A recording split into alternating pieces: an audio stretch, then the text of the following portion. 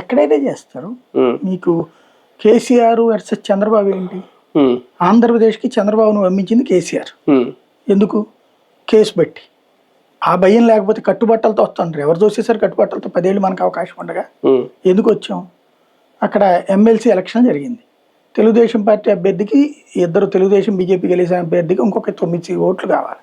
8 ఓట్లు లేవు, కానీ పోటీకి పెట్టారు. వాస్తవంగా కేసీఆర్ మేము పోటీకి దిగ నువ్వు తీసుకొని బీజేపీకి చెప్పేశాడు కిషన్ రెడ్డికి. రెడీ అవుతున్న టైంలో చంద్రబాబు నాయుడు లేదు మా స్ట్రాటజీ వేరే ఉందిలే అని బీజేపీ అధిష్టానంతో చెప్పి మీరు ఆగండి అంటే బీజేపీ ఆపి ఆ సీట్ ఏదో వీళ్ళు పెట్టుకుంటారంటే కానీ అంది. అప్పుడు ఏం చేశారు? 5 కోట్ల రూపాయలు ఒక్కొక్కళ్ళకి 10 మంది ఎమ్మెల్యేలు. ఎవరు? టీఆర్ఎస్ ఎమ్మెల్యేలు. వాళ్ళకి 10 కోట్ల రూపాయలు ఇస్తే వాళ్ళు ఓటేసేటట్టు. 5 కోట్ల రూపాయలు ఇస్తే ఓటేసేటట్టు. ముందు 50 లక్షలు అడ్వాన్స్ ఇచ్చేటట్టు.